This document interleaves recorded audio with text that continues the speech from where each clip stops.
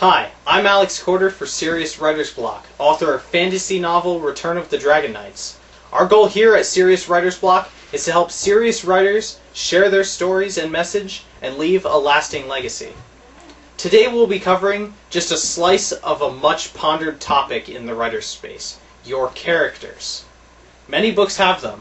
I don't think I've read a single fiction book that didn't have some kind of a character. So to writers like me who love to write fantasy or science fiction or any kind of fictional story, our characters can really make or break the book. We are going to focus more on some basics in developing your characters today. There was a time for me when I didn't understand how to define my characters or what really made them different and awesome. But I found that there are ways you can make them better, stronger, or easier to voice, or even just add another layer to their depth and intrigue.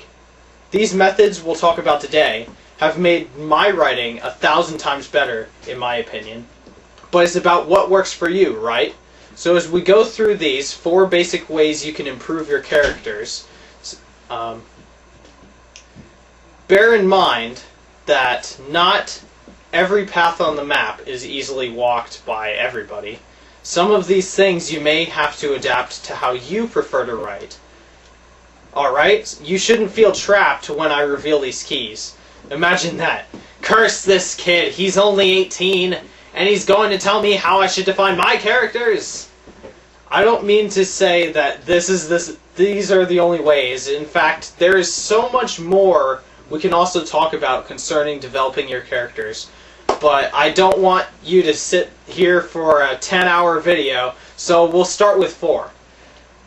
I know these are some core principles that I'm about to discuss with you about, and I want you to promise me you will try them out, okay? Make it work for you, because you deserve to have awesome characters.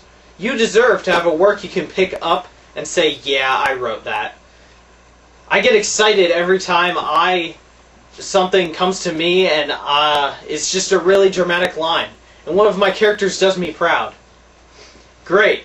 Now this kid is talking about being the father of his characters. The funny thing about that, though, is that we are the parent of our characters. So make sure you know everything that you can know about them. I think one of the most important universal principles that I have found in developing characters is that the more you know about them, the easier it will be to find their voice in you and write for them. But reflecting that, make sure what you write about adds to the story as well. Writing what your character has for a snack in every chapter might not be helpful at all to what's going on. Or maybe it is, but typically probably not. Let's start by dispelling some myths and misunderstandings about developing and designing your characters. Myth number 1. If I give my character all sorts of cool and interesting powers or abilities or traits, he or she will be likable and unique. These won't be helpful in the end. You have to really define your characters to make them likable, as we'll talk about very soon. For example, in my book, one of my characters likes bagels. How on earth does liking bagels help the story progress? It doesn't. He's also a weapon master. Knowing a character's job kind of helps, as we'll talk about later, but neither of those traits matter if he has no personality that the reader can relate to. Could you imagine if Dracula was nothing more than a monster? In Bram Stoker's classic novel, Count Dracula has so many mystical powers that the author pulled in from local legends, from all sorts of places, and in the end it created a truly fearsome profile. It's sometimes said that Dracula's physical strength was equal to 20 men. He was undead, and so to kill him, you had to first decapitate him. And as if that wasn't enough, you'd also drive a wooden stake through his heart. And imagine how deadly an opponent would be if you had conditions like that to deal with. And to make it worse, he can shapeshift at will. What are you going to do if he changes into a rat or a wolf, or even worse, maybe into a fog? You can't stake fog What are you going to do if he changes into some cloud and then starts suffocating you? That's not a whole lot to do other than run. And you can't just wait him out because he only needs someone else's blood to live. Next thing you know, he's taking a bite out of your girlfriend. And not just once, but twice, 3 times a lady.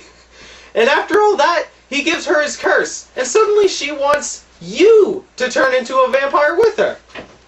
I know that was a really roundabout way of explaining it, but to put things in perspective, would any of those great powers of his matter if he couldn't also chill your spine with his speech, with his well-crafted words? Would he be so interesting if he was just a mindless monster? I think not. There's a quote from Dracula's Guest that I like. Now, Dracula is not seen in this short story, but his voice is clearly heard in this kind of letter that he sends concerning the care and well-being of his guest. Be careful of my guest. His safety is most precious to me. Should aught happen to him, or if he be missed, spare nothing to find him and ensure his safety. He is English and therefore adventurous. There are often dangers from snow and wolves and night. Lose not a moment if you suspect harm to him. I answer your zeal with my fortune. Dracula. His words held a certain power as a character. He was not just some shady being in the darkness. He had a tangible personality. Myth number 2 is that my good characters have to be perfect. Unless maybe you're writing a character that has a good reason to be perfect, this might not be the case. For example, maybe if there was an angel in your story, they have a good reason to be perfect. As we'll learn in just a few minutes, sometimes it's your character's flaws that can make some chapters or situation interesting. But the main point to focus on with this myth is that you don't want your characters to be too sterile. Because if they're too clean, then the reader suspects that they aren't really even real. It kind of breaks the suspended disbelief, it's sometimes called. It breaks the suspended disbelief that these characters that they're vicariously living through by reading your story are not actually real beings. Myth number 3. I have to create characters that the audience likes. This one stumped me for a while. Fact of the matter is, everybody will either find a reason to love a character, a reason to hate them, or a reason to not care about them and ignore them. A lot of it has to do with opinion. So then really the audience that will matter and needs to approve of your character first is you. If they don't impress you, then they might not impress your audience either. So develop your characters into lovable people to you. Imagine if you wrote about a character that you think your audience would like, but you couldn't be proud of. And you hated that character's guts because he makes the book almost like it's not yours. It ends up being the audience's book instead. Would that be good? No. It robs you of your work you put into the rest of it. By the way, this doesn't mean you have to love the bad guy per se, but he falls into the same boat in that he has to be how you think he should be. You're the author. Myth number 4. I can leave a lot of a character's definition up to the audience, and they will pick up what I mean through context and their imagination. This one's a troublemaker for so many authors out there. It might just be one of the biggest problems that we have when we are creating characters. Or even the story for that matter. Here's a test. If you read a passage of your story that you think people will be able to pick up the information on their own, by themselves, from your clues, and it doesn't clearly shout to you, this is what happened, or this is what is happening, or this is going to happen, or this is what I meant, then your audience is definitely not going to get it. They could have 3 different meanings thought out, and the one they go with might not fit your story. And then what will they think of you? they'll think you made a mistake. And then when they come to you with their plight, you'll say, no, this is what that means. And they'll go, oh. But you don't want that. What about all the people who don't come to you for the answer? Instead, they just mark you as incongruent for their tastes. No one wants that outcome, not even the reader. So tell them what you mean. Could you imagine if you were going to go teach somebody how to draw a straight line, and they had never seen one before, and they were relying on you to teach them well? What would happen if halfway through you stopped and you said, well, it's cloudy today, so you can't really see it clearly, and you just drew a big fluffy cloud on there? Do you think they would understand what it looked like under the cloud? What would they think the line was like underneath? They'd be left to a guessing game. You must avoid playing unneeded guessing games with your reader, because chances are there are more wrong answers than right.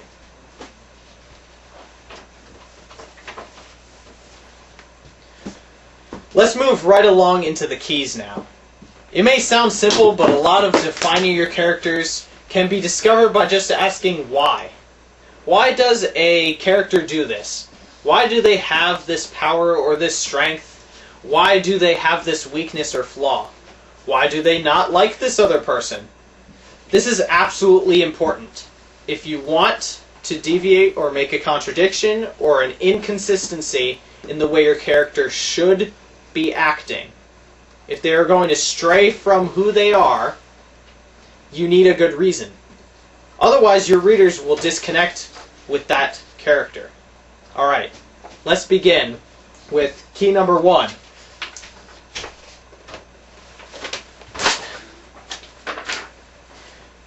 Key number 1 is to treat them like real people. Unless your characters are all robots, you should treat them as if they were real people like you and me. There are many definitions for the word character, but the one that will matter to us is this one. Character is the mental and moral qualities distinctive to an individual. Give them real beliefs and moral standards, or real character traits. Morals, strengths, beliefs, integrity, honesty, loyalty, kindness, caring or an understanding heart, bravery, etc. Or give them the lack of those things or their complete opposites. And that's especially useful for evil characters. This is what people will be able to relate to.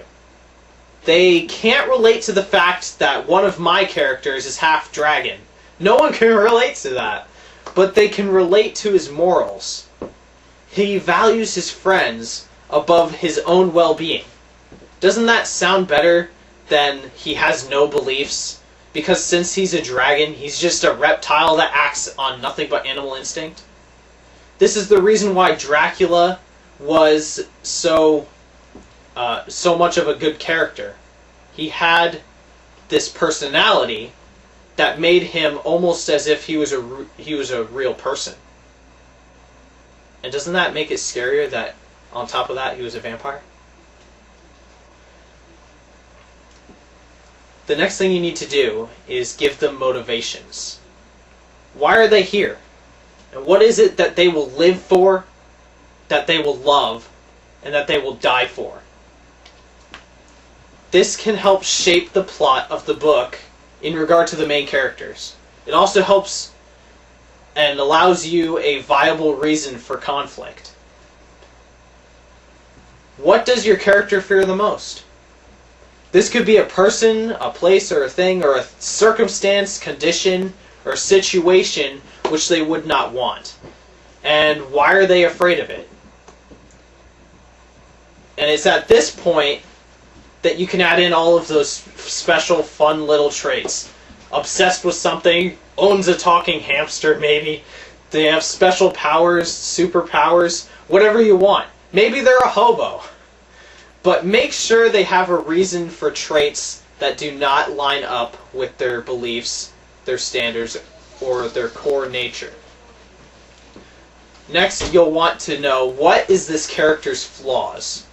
As we talked about earlier, what are their weaknesses and their shortcomings? For example, one character I have has a revenge problem. Make sure to give a good reason why they have these problems so that it's believable. Key number 2. We'll move right along. Is to give them the gift of life. Your characters still have more they can tell you, and in turn, more you can tell the readers. Or not. Or maybe you'll just give a hint. It's up to you how far you go. But it can be a lot of fun to figure these things out. What's the character's background? Make sure it fits who they are now. For example, trust issues are often developed from a betrayal that they couldn't handle. You can give your character memories of family, special times in their life, tragedies, hard times, their old job or their previous responsibilities, social status, in other words, riches, nobility, or fame, everything. It's up to your imagination and what you feel is right for your character. What is this character's relationship to the other characters? Make a list of the other characters in your story and give them the appropriate labels: enemy, friend, family, love interest, co-worker, anything you want. This will help you keep your connection straight. Your character should interact with the other characters appropriately to what his or her relationship is to them. Next, your character needs real emotions. Based on their core nature, how does this character react in some of the situations in your story? What is this character's normal attitude? Are they usually happy or sad or angry or indifferent or bored? Are they optimistic or pessimistic? Avoid constant, what's called middle ground, where it's just they're always indifferent about everything unless you have a really good reason why that character's like that. But your character needs at least some real emotions to not sound robotic. They need just something, anything, that can show that they have real tangibility as a human being. Next, give your character a profile. What is their name? Spend some time to make their name awesome and something you'll like. If your book needs to be historically correct, or maybe it's set in a certain place in the world, make sure you do your research and use an appropriate name for that time or place if it's applicable. This is important. Your name for your character will invoke a lot of power in how your reader sees them. In Moby Dick, "Call me Bob" wouldn't sound nearly as iconic as "Call me Ishmael." Bob sounds more like the guy who went overboard in the storm. No offense to all the Bobs out there, but it just wouldn't fit the book as it is remembered the way it is now. Their height, their weight, their shape, their posture, their athleticism, their smell. You put down anything you want. Ask your character all sorts of questions about what they like and what they don't like, what they look like, right? You need to know these things. And actually, I have a story about this. When I was meeting with my friend who's also an artist, and he's also an author, he gave me a present, and he said he was going to draw the cover, paint the cover for my book, sorry. He was going to paint my cover, and I came in with this crazy idea, and it was going to look really cool, and then he asked me, "So, what is the main character's eye color?" And I looked around, and I had no idea. I'd never thought about it. It wasn't important to me until that moment. But then, if you don't even know their eye color, what else don't you know about them? It's really important to define your characters for yourself, even if you're not going to tell your reader it. You'll also want to define their clothes and their fashion preferences, if that matters too. Key number 3.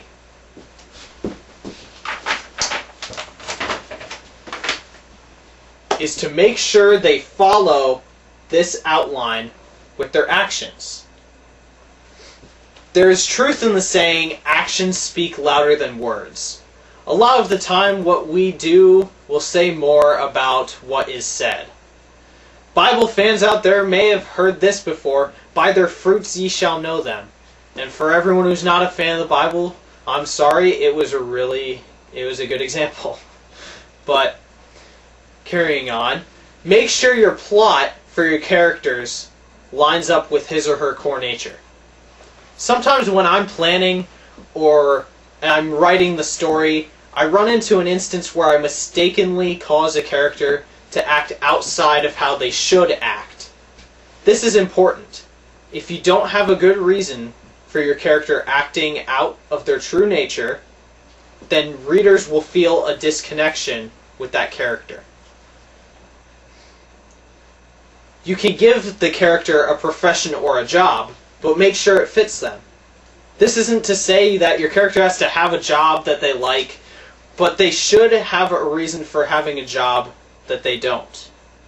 This is the same for a job that doesn't make sense or fit them. For example, if my mild-mannered, kind, honest, trustworthy character was a bank robber simply because she didn't have anything better to do, then what will the readers think?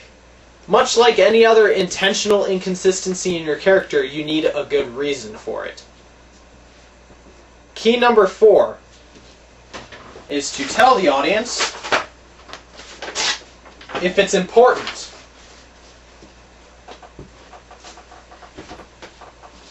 If someone you know sent you to the grocery store and told you to get stuff for, let's say, jambalaya, and you don't even know what that is, you would need a list, right? Imagine if they didn't give you the list. Would you come back with the right ingredients? Authors, if you don't give your readers the list, then you aren't having any jambalaya. As you're going through the story, make sure to give the audience pieces of this character's life at the appropriate times. Readers love to know more about a character that they like. If the character has a traumatic background or a complete 180 of that and maybe they have a blissful past, either way, your reader will enjoy knowing more about your character. But it's important to tell them things about your character at the right time. Could you imagine if you had a character you called Chris? They found out after 100 pages of reading and the audience thinking he's a Christopher, they find out her name is Christina. Avoid that like the plague, authors. Tell your audience what they need to know about your characters at the right time. If you read through a portion of the story and you are left with the easiest questions, they still might be questions that the reader can't answer on his or her own without your help.